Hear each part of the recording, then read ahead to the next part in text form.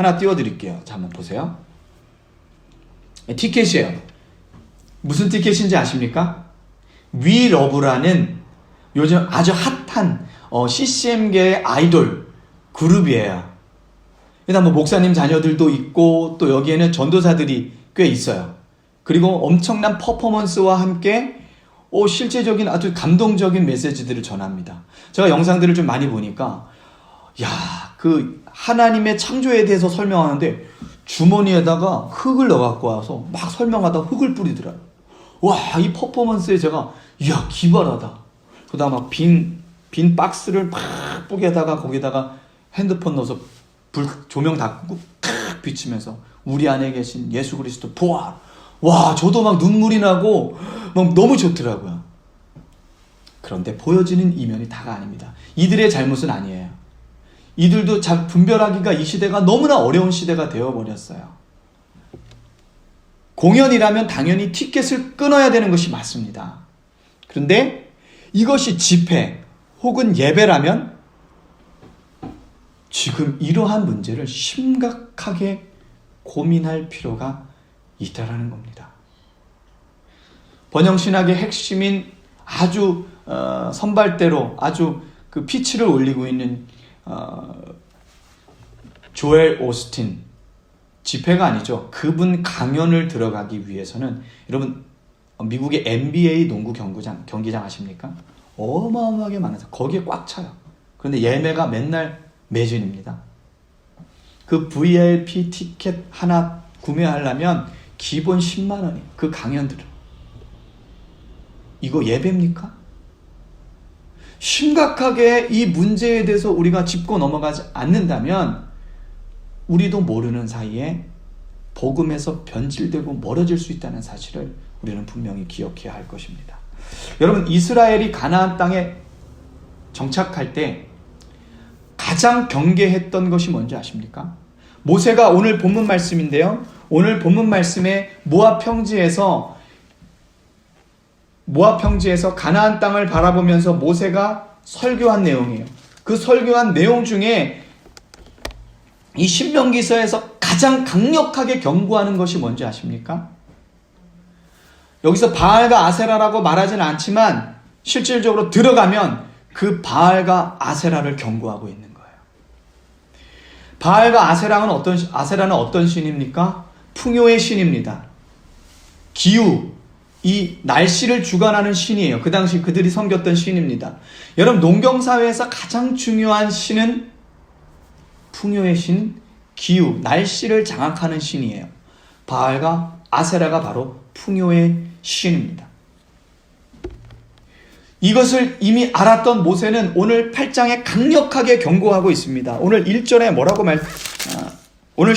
뭐라고 이야기하냐면 내가 오늘 내게 명령하는 여호와의 명령과 법도와 규례를 지키지 아니하고 내 하나님 여호와를 잊어버리지 않도록 삼갈지어다. 너희가 하나님의 말씀을 버릴 수 있다라는 것을 강력하게 경고하는데 그 경고의 핵심이 무엇인가? 내가 먹어서 배부르고 아름다운 집을 짓고 거주하게 되며 또 내 소와 양이 번성하며 내 은금이 증식되며 내 소유가 다 풍부하게 될 때에 풍요를 경고하고 있는 겁니다. 바알과 아세라를 경고하고 있는 것입니다.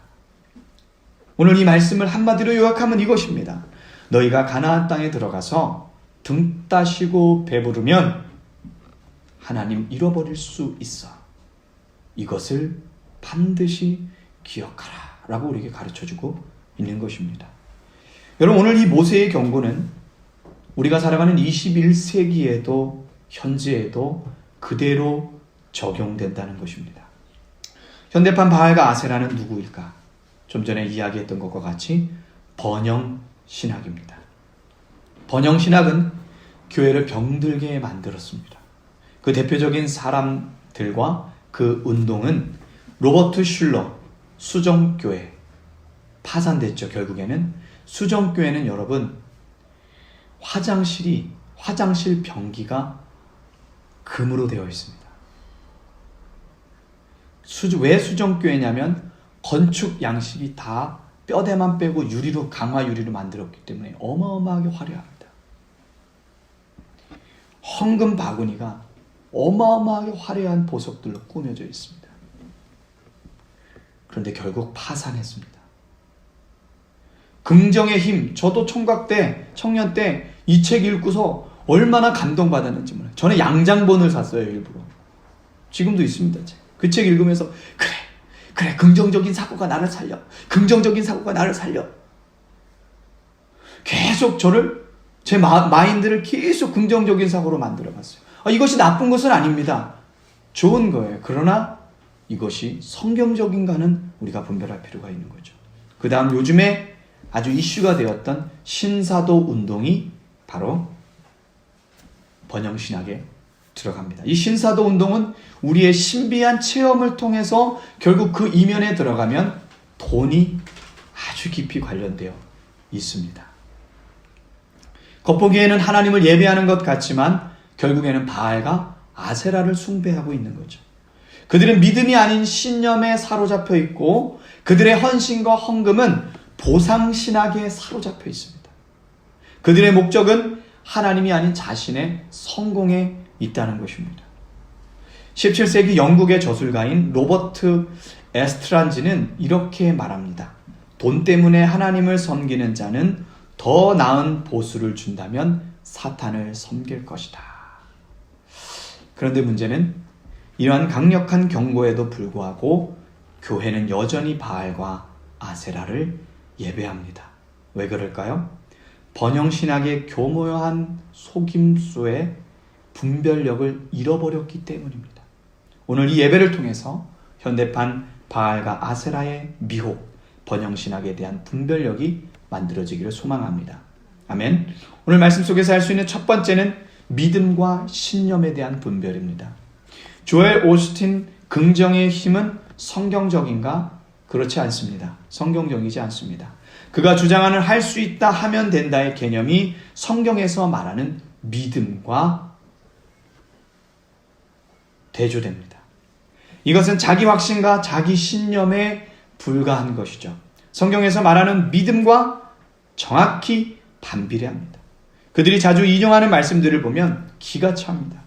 빌립보서 4장 13절, 여러분 다 아시는 말씀이에요. 내게 능력 주시는 자 안에서 내가 모든 것을 할 수 있다. 스포츠 선수들이 할 수 있다. 내게 능력 주시는 자 안에서 내가 모든 것을 할 수 있다. 할 수 있다. 할 수 있다. 여러분, 그런데 이 말씀을 문맥으로 읽어보면 어떤 말씀인지 아십니까? 자족하는 마음이에요. 그리스도인들이 때로는 풍성함에 거할 수도 있고 때로는 비천하고 가난한 상황에 거할 수도 있다라. 그러나 그 모든 상황에서도 믿음을 잃어버리지 않고 여전히 주님을 찬양할 수 있는 이 상황 속에서 자족할 수 있는 믿음, 그것이 본질이라는 사실을 사도 바울이 우리에게 가르쳐주는 거예요. 여기서 말하는 내게 능력 주시는 자 안에서 내가 모든 것을 할 수 있다는 이 능력은 자족할 수 있는 능력을 이야기하는 겁니다. 여러분, 그리스도인들은 병들지 않습니까? 불사조입니까? 병들어요. 그러면 하나님이 우리 저주한 겁니까? 그렇지 않죠. 여러분, 이 말씀의 잘못된 적용들에서 벗어날 수 있는 우리가 되기를 소망합니다. 그들이 자주 인용하는 말씀 중에 또 하나는 마가복음 9장 23절이에요. 할 수 있거든이 무슨 말이냐? 믿는 자에게 능치 못함이 없으리로다. 그런데 그게 다예요. 할 수 있다, 할 수 있다, 하면 된다. 그런데 이 말씀은 문맥을 우리가 살펴보면 기도의 능력에 대한 이야기입니다. 우리가 어떤 문제와 어떠한 어려움에 봉착했을 때 그 문제를 놓고 하나님 앞에 우리가 기도할 때 하나님께서 그 기도를 통하여 하나님의 뜻대로 그 상황들을 반전시키거나 아니면 하나님의 뜻대로 그 상황 속에서 하나님의 놀라운 역사들을 보여주신다는 겁니다. 그래서 그 귀신으로 말미암아 거꾸러뜨림을 당하는 그 어린 아이를 위해서 예수님께서 기도할 때 그 기도의 능력으로 귀신의 세력을 멸했던 것입니다. 적용은 그런 거예요. 우리를 괴롭히는 이 어둠의 실체와 어둠의 세력들, 우리의 가정을 붕괴시키는 이 어둠의 세력들을 향하여 예수 그리스도의 이름으로 기도할 때 그 기도의 능력으로 우리를 파멸로 이끌어가는 이 귀신의 세력들을 멸하는 능력을 이야기하는 겁니다. 수험생들이 할 수 있어 졸리면 자야죠. 피곤한데 컨디션 되게 중요합니다. 우리 육신의 한계가 있다는 것을 인정해야 돼요. 푹 자고 집중해서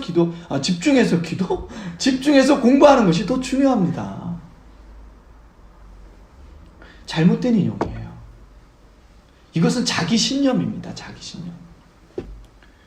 대표적으로 그들이 주장하는 마태복음 7장 7절에서 12절 말씀, 누가복음 11장에서 13절 말씀, 너무나 잘 아는 말씀인데 마태복음 7장 7절에서 12절, 누가복음 11장 13절. 아버지께서 구하는 자에게 너희는 구하라 그리하면 주실 것이요, 찾으라 그리하면 찾을 것이요. 아버지가 아들이 생선을 달라 하는데 전가를 줄 수 있느냐? 너희에게 그 아들에게 귀한 것으로 주지 않겠느냐? 그러니까 구해라 이 말씀이거든요. 그러니까 무엇이든지 구해. 이것이 죄를 지을 내용인지 아닌지도 분별 못하고 무조건 구하면 다 주신다고요? 그렇지 않습니다. 오늘 여기서 말하는 마태복음 7장과 누가복음 11장에서 말하는 구하라 너희에게 주실 것이요, 마태복음에서는 좋은 것을 주시리라 라고 기록되어 있는데 누가복음에서는 이 좋은 것이 무엇인지 설명합니다. 아버지께서 구하는 자에게 성령을 주시지 않겠느냐. 할렐루야. 성령을 구하라는 기도입니다. 성령이 가장 좋은 거예요. 우리 안에 성령이 오시면 우리가 자유해집니다. 우리 안에 성령이 오시면 그 성령의 능력으로 살아가는 인생이 얼마나 풍성한 삶인지 그것을 가르쳐 주시는 거예요. 성령이 우리 안에 오셔서 우리와 동행하는 이 행복한 삶으로 초대하시는 말씀인 것입니다. 그래서 마태복음 7장 12절에는 같은 맥락에서 이렇게 결론을 짓잖아요. 성령의 능력으로 우리는 남을 대접하게 만드는 거예요. 남을 나보다 남게 여겨라. 남을 대접하라. 그러니까 여기서 말하는 구하는 건 뭐예요? 성령의 능력으로 나보다 남을 낮게 여기는 산상수훈의 삶을 살아라 라는 것입니다. 아멘. 마태복음 5장, 6장, 7장이 산상수훈 말씀이잖아요. 같은 맥락으로 우리가 봐야 된다는 거죠. 번영신학에서 말하는 것은 모두 믿음이 아닌 자기 신념에 불과하다는 생각을 여러분 우리 반드시 하고 있어야 됩니다. 이것은 철저히 성경의 가르침과 반대되는 사상입니다. 여러분 성경에서 말하는 믿음은 무엇일까요? 예수 그리스도의 십자가와 부활을 바탕으로 하는 믿음입니다. 그렇다면 예수 그리스도의 십자가와 부활을 바탕으로 하는 믿음은 무엇입니까? 십자가를 지는 삶이에요. 예수님께서 우리에게 뭐라고 말씀하셨습니까? 나를 따르려거든 자기를 부인하고 자기 십자가를 지고 나를 따르라. 그러할 때 그 열매를 얻게 되는 거예요. 그 열매가 뭡니까? 부활의 소망이에요. 다시 살아나는 역사입니다. 아멘. 그래서 not cross, not crown. 고난이 없고 십자가를 지는 삶이 없이는 절대 crown, 요한계시록에 나오는 그 면류관이 없다라는 사실입니다. 이것이 성경의 가르침이에요. 이것이 믿음입니다. 믿음과 신념의 차이가 여기에 있다라는 것이죠. 요한복음 15장 7절에 이렇게 말합니다. 너희가 내 안에 거하고 내 말이 너희 안에 거하면 무엇이든지 원하는 대로 구하라. 그리하면 이루리라. 이 말씀을 인용해서 사람들이 뭐라고 이야기하냐면 무엇이든지 원하는 대로 구하라고 했으니까 그러면 이루어진다 그랬으니까 예수님의 이름으로 구하면 된다 그랬잖아. 그리고 막 구해요. 그런데 그 앞에 있는 게 뭐죠? 너희가 내 안에 거하고 내 말이 너희 안에 거할 때 원하는 대로 구하라. 내 말이 너희 안에 거한다는 것은 하나님의 말씀이 우리 안에 거한다는 것인데 하나님의 말씀은 하나님의 뜻대로 구하게 하신다는 겁니다. 우리가 원하는 것을 구하기 이전에 먼저 존재해야 되는 것은 우리가 주님 안에 거하는 거예요. 주님 안에 거하면 주님의 뜻대로 기도하고 구하게 된다는 것입니다. 우리의 사리사욕을 위해서 구하지 않는다는 사실입니다. 아멘. 이것을 요한복음에 이어서 요한일서 5장 14절 15절에는 이렇게 설명합니다. 그를 향하여 우리가 가진 바 담대한 것이 이것이니 그의 뜻대로 무엇을 구하면 들으심이라. 우리가 무엇이든지 구하는 바를 들으시는 줄을 안즉 우리가 그에게 구한 그것을 얻은 줄을 또한 아느니라. 이미 구한 것을 얻었대요. 그리고 무엇이든지 들으신대요. 그런데 그 앞에 우리의 담대함이 어디서 나옵니까? 그의 뜻대로 구하면. 이것이 조건입니다. 이것이 진짜 믿음인 거예요. 여러분, 믿음과 신념의 차이를 분명히 구분할 수 있는 저희들 되기를 원합니다. 우리 앞에 있는 문제를 놓고 하나님의 뜻을 찾고 구하는 것이 믿음입니다. 꿈과 비전에 대한 물음 앞에 나를 낮추고 철저히 하나님의 뜻을 구하며 순종하려는 태도가 성경에서 말하는 믿음의 실천입니다. 어떤 상황이든 하나님의 뜻대로 순종하겠습니다. 그것이 믿음입니다. 내가 원하는 대로 하나님을 이끌고 내가 원하는 대로 내가 하고 싶은 대로 하나님을 내 마음대로 조정하는 것이 믿음이 아닙니다. 그것은 자기 신념에 불과합니다. 철저히 나는 할 수 없다, 할 수 있다가 아니에요. 나는 할 수 없다. 나의 연약함을 철저히 주님 앞에 내려놓고 깨어진 자아를 가지고 십자가를 지고 그러나 주님의 능력으로 할 수 있는 것, 그것이 진짜 믿음입니다. 주님이 원하시는 것은 분명 반드시 가능하다라는 믿음, 그것이 진정한 믿음입니다. 나의 약함을 알고 그분의 크심을 아는 것, 이것이 성경에서 말하는 믿음입니다. 나의 작음을 알고 그분의 크심을 알며 소망 그 깊은 길로 가길 원하네. 이것이 우리의 성경에서 말하는 믿음인 줄 믿습니다. 아멘. 두 번째 분별은 보상심리입니다. 한국 교회에 너무나도 뿌리 깊이 내려 있고 안착되어 있는 보상심리. 여러분, 얼마나 많은 부흥사들이 이 보상심리로 우리를 혼란스럽게 만들었는지 몰라요. 로잔 신학 연구 부서의 정의에 의하면 이 번영 신학을 이렇게 표현합니다. 믿는 자들은 건강과 재물의 축복을 당연히 받을 권리가 있으며 긍정적인 믿음의 고백과 더불어 신실한 11조와 헌금을 통한 씨뿌림으로 이 같은 축복을 얻어낼 수 있다고 가르치는 것. 그들의 주장은 언제나 보상심리가 존재하고 있다라는 거죠. 우리의 열심과 열정에 대한 하나님의 보상이 존재한다고 가르치는 겁니다. 그러니까 성공을 위해서 더 열심히 예배하고 더 열심히 헌금해야죠. 그러면 믿음의 명문가정을 일으킬 수 있으니까, 세상에서 잘 될 수 있으니까. 건강과 물질의 축복을 위해서 더 많은 헌금을 해야, 더 많이 씨를 뿌려야 뿌린 만큼 걷어들인다는 사상을 계속해서 우리 가운데 주입하고 있는 거예요. 그래서 11조의 노예가 되고 헌금의 노예가 되고 건강의 노예가 되고 성공의 노예가 되고 바알과 아세라를 숭배하는 결과를 만드는 것입니다. 여러분, 중요한 질문은 이거예요. 11조 헌금이나 또는 감사 헌금이나 또는 교회에서 우리가 봉사하고 섬기잖아요. 그런데 이 모든 신앙의 동기가 씨 뿌림으로 해석하면 안 된다는 거죠. 내가 뿌린 만큼 주님께서 축복하실 거야 라는 생각 자체가 바알과 아세라라는 것입니다. 우리의 신앙의 동기는 그것을 배제해야 됩니다. 우리의 신앙의 동기의 목적은 받은 은혜가 감사한 거예요. 이들이 자주 인용하는 성경의 인물들은 하나님께서 물질의 축복을 주셨던 사람들입니다. 창세기 13장에 나오는 아브라함, 거부죠. 창세기 26장에 나오는 이삭, 거부입니다. 창세기 30장에 나오는 야곱, 거부입니다. 요셉, 거부예요. 솔로몬, 거부예요. 욥, 거부입니다. 이러한 사례들을 이 사람들이 계속 주장하면서 여러분이 씨앗을 심으면 하나님께서 놀랍게 축복하실 겁니다. 김미진 간사님이 왕의 재정인가라는 책, 그리고 그 책을 내서 부흥회를 얼마나 많이 다니는지 몰라요. 그분의 믿음, 그분의 신실함은 저는 인정합니다. 그런데 그것을 듣고 있는 성도들이 문제예요. 그것을 듣고 있는 성도들이 흔들리기 시작해요. 신앙에. 저분이 11조를 100만 원에? 그럼 계산해 보니까 한 달 수입이 얼마예요?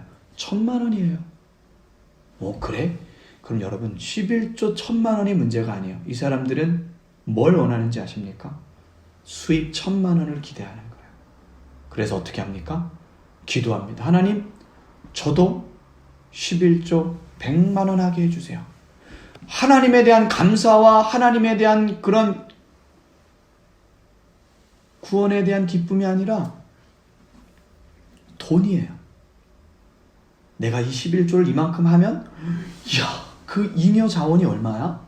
이것을 누리고 싶은 욕심이 그들을 자극하고 있는 거예요. 그래서 이런 집회들이 조금 위험하다는 거죠.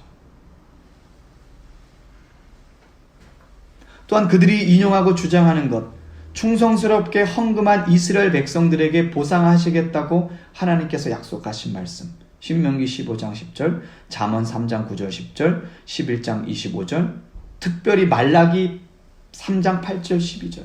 11조 해봐라. 너희 창고가 비나 한번 봐봐라. 나를 시험해보라. 그런데 그거 잘못된 적용입니다, 여러분. 하나님께서 시험해보라는 얘기는 그게 아니에요. 말라기 전체가 뭡니까? 그들의 불신앙을 꾸짖는 거 아닙니까? 오죽하면 하나님께서 그렇게까지 말씀하실 정도로 그들이 타락해 있다라는 거예요. 전체를 봐야 됩니다. 전체를. 그 말씀만 딱 가져가서 하나님 우리 곳간 채우실 거야. 11조. 그래서 어떤 분은요, 11조가 15만 원인데 일부러 20만 원 하는 사람도 있어요. 일부러 11조로 50만 원 하는 사람도 있습니다. 자기 수입보다 더 하는 사람들도 있어요. 이 사람들의 신앙의 동기는 무엇입니까? 씨 뿌림이에요. 내가 뿌린 배도 거둘 거야. 이 사람들 만약에 축복 안 해주시면, 사업 성공하지 않고 실패하면 하나님 저주합니다. 이 보상신학이, 보상심리가 한국교회에 너무나 깊이 뿌리 박혀 있다라는 겁니다. 하나님의 말씀을 따르고 순종하는 사람들은 여러분 하나님께서 반드시 축복하셔요. 하나님 말씀처럼 하나님께서 보상해 주시겠다고 기록되어 있어요. 이 땅에서도 보상해 주시고 천국에서도 보상해 주신다라고 말씀하셨어요. 그것을 의심하는 게 아닙니다. 그런데 우리의 신앙의 동기가 보상 심리로부터 비롯되면 안 된다는 겁니다. 그들은 저희가 2010년도, 2009년도, 2010년도 한 1, 2년 동안 그런 신사도 운동이라든지 이런 번영신학 집회 스텝으로 저도 섬겨봤습니다. 전 지금도 치가 떨려요. 그때 하나님께서, 성령님께서 분별력을 주셨기 때문에 얼마나 감사한지 몰라요. 파이어 터널 하면 난리 납니다. 강사들 모여서 파이어 터널 하면 파이어 터널 지나가는데 사람들 막 뒤집어지고 난리 납니다. 막 영적인 체험도 있어요. 저도 막 체험이 되더라고요. 막 신기한 일들이 일어나요. 그런데 그것이 전부가 아니라는 거예요. 결국 그 강사들이 주로 하는 일이 뭔지 아십니까? 헌금 강요예요. 그리고 똑같아요. 씨 뿌려야 축복받는데요. 그러면서 자신들이 받은 씨 뿌려서 받은 축복에 대해서 막 이야기합니다. 시계는 막 번쩍번쩍거리고, 막 반지는 막 다이아로 번쩍번쩍거리고, 옷도요 얼마나 화려하고 비싼 옷 입고 다니는지 모릅니다. 그게 마치 하나님의 축복인 것처럼. 여러분, 근데 그들의 결론이 어떻게 되는지 아십니까? 신사도 운동에 참여한 메인 강사들의 결론을 한번 보십시오. 거의 대부분 성적으로 타락해버립니다. 음란해버려요. 여러분, 돈과 음란은 같이 갑니다. 여러분, 우리가 이걸 기억할 필요가 있다는 겁니다. 하나님의 말씀을 따르고 순종하는 사람들 하나님께서 축복하십니다. 그러나 우리의 신앙의 동기가 무엇입니까? 감사예요. 감사. 이미 우리를 구원하신 그 은혜가 너무나도 감사한 거예요. 열심히 11조 했는데 우리 희영이가 잘 부르는 막걸리 한 잔. 황소처럼 일만 하시던 아버지를 원망했어요. 살림살이는 마냥 그 자리. 황소처럼 일하고 황소처럼 11조가 다 바쳤는데 맨날 살림살이 그 자리면 결국 원망한다니까요. 왜 하나님 축복해 주신다고 하는데 축복 안 해주세요? 이게 믿음이 아니고 이게 신앙이 아니에요.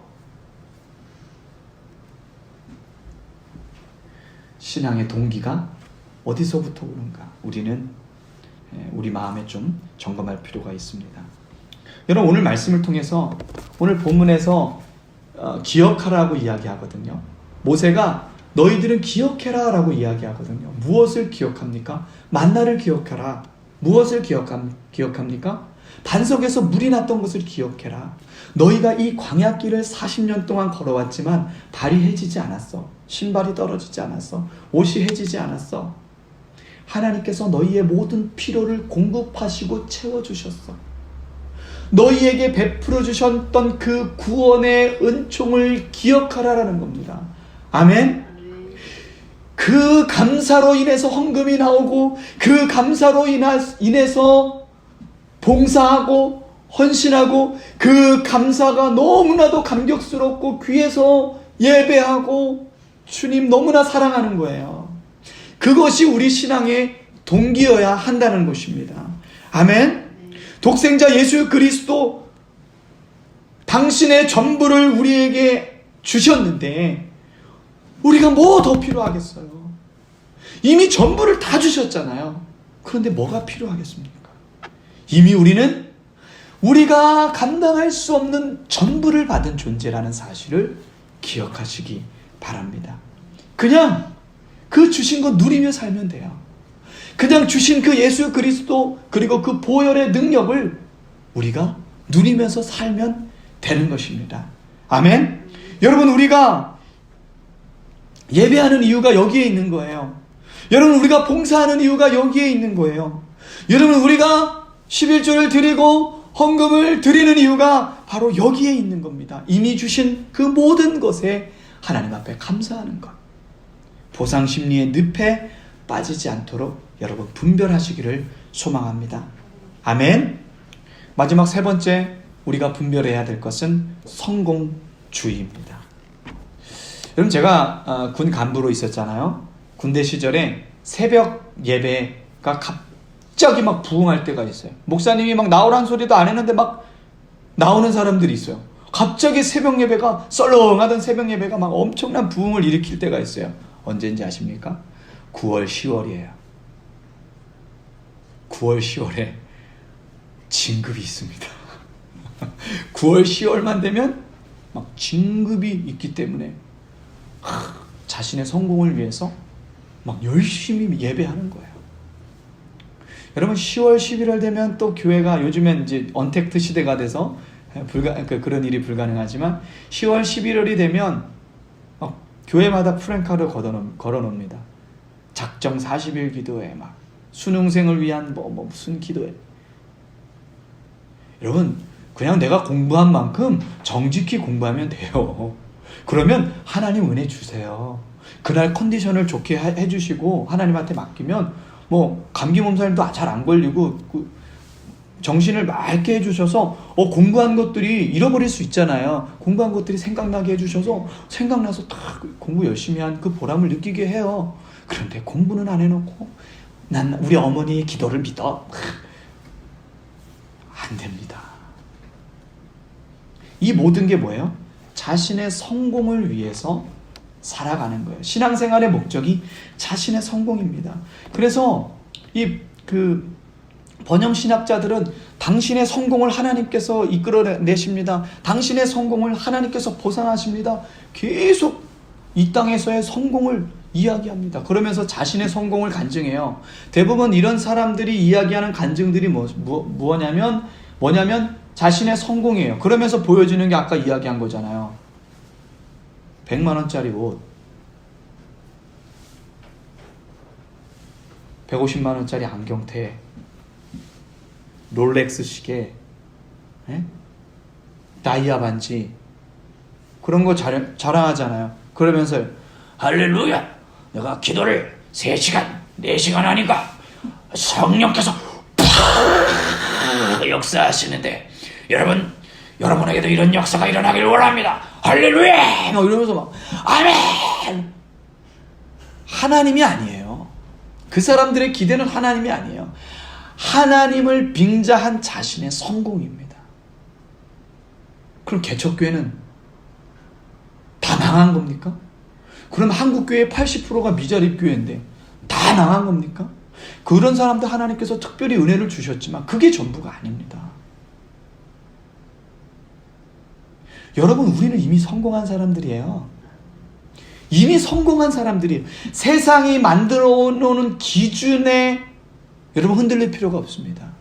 예수 그리스도 안에 있는 자들은, 내가 주 안에, 주님이 내 안에 있는 모든 그리스도인들은 이미 성공한 사람들입니다. 아멘? 영원한 생명이 우리에게 주어졌잖아요. 영원한 천국이 우리에게 찾아왔잖아요. 이것을 뭘로 바꿀 수 있습니까? 이것은 그 어떤 것도 바꿀 수 없어요. 이것이 우리의 성공입니다. 아멘? 그래서 저는 말합니다. 성경에서 말하는 진짜 성공은, 올바른 성공은 하나님의 말씀에 순종하는 나를 발견할 때요. 그것이 성공인 거예요. 나 같은 사람이, 나같이 이렇게 강직한 사람이, 나같이 이렇게 고집불통이 하나님의 말씀에 순종하는 모습을 발견할 때, 하나님의 은혜구나. 나는 성공한 사람이구나. 이것이 성경에서 말하는 진정한 성공이라는 것입니다. 아멘. 여러분, 구원은 주인이 바뀌는 거예요. 로드십 체인지가 일어나는 겁니다. 내가 주인 되었던 게 지옥 가는 죄거든요. 예수님께서 그 죄의 문제를 해결하기 위해서 이 땅에 오신 거예요. 그래서 우리는 예수님을 믿음으로 고백하며 그분을 영접할 때 예수님을 우리의 주인으로 영접하는 겁니다. 주인으로 영접했다는 얘기는, 구원은 로드십이 체인지 된 거예요. 내 삶의 주인이 누굽니까? 예수님이에요. 그래서 예수님의 영인 성령님이 우리 안에 계신 거예요. 그래서 그분이 우리의 삶을 이끌어 가시는 것입니다. 그분이 우리의 전부예요. 그리고 그 전부가 우리에게 오셨어요. 이것이 진짜 그리스도인들의 성공입니다. 그래서 그리스도인들은 세상의 유혹에 넘어가지 않는 거예요. 자유한 거예요. 어떤 상황에서도 자유한 거예요. 내가 주 안에, 주가 내 안에 있기 때문에 그렇습니다. 아멘. 우리 설교 시작과 함께 위러브팀의 공연 티켓에 대해서 말씀드렸습니다. 이 사람들이 이러려고 이랬겠습니까? 여러 가지 이야기들이 있었고 문제들이 있었기 때문에 이렇게 했겠죠. 그러나 참 저는 이분들 만나서 대화 한번 해보고 싶은 마음이에요. 성경에서 말하는 복음, 성경에서 말하는 진리가 무엇인지 다시 한번 생각해 봐야 되지 않겠는가. 이것은 집회라고 보기 어렵습니다. 이것은 공연이에요. 이 집회 얼마나 화려한지 모릅니다. 그 카메라 앵글로 얼마나 기술적으로 영상을 아름답게 만드는지 몰라요. 조명이 얼마나 화려한지 몰라요. 그 자리에서 찬양하며 눈물 쏟으며 그 댓글 달린 거 보십시오. 은혜 받아갖고 막 하나님 앞에 믿음을 고백하는 사람들이 있어요. 네, 그럴 수 있다고 봅니다. 그런데 본질에서 벗어난 것은 우리가 옳지 않다라고 분명하게 말할 필요가 있다라는 겁니다.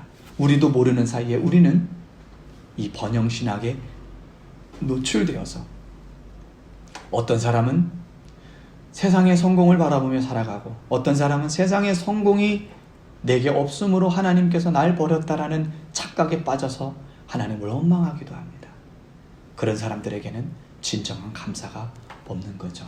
진정한 감사는 이미 전부를 주신 그 예수 그리스도, 그분을 느끼고 깨닫고 그분과 동행하는 것, 그것이 진짜 기쁨이고 감사인 줄 믿습니다. 아멘. 결국 오늘 본문에서 신명기 8장에서 모세가 말한 결론은 가나안 땅에서 들어가서 풍요의 신 앞에 마음 뺏기지 마라. 하나님 너희와 함께 하셔. 그 하나님을 주목하렴. 네가 병들 수도 있고 아플 수도 있고 여러 가지 인생의 환난을 겪을 수도 있어. 그런데 그 고통 중에도 내가 너와 함께 한단다 라고 말씀하고 있는 겁니다. 아멘? 오늘 이 믿음의 고백이 우리에게 일어나길 소망합니다.